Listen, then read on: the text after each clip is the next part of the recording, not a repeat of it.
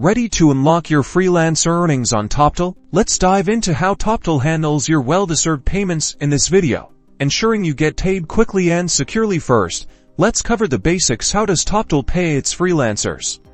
Well, Toptal uses a variety of payment methods to suit your needs, mostly using payment platforms. To understand payments, you'll want to find your payment settings in your profile. Navigate to the payment settings section here.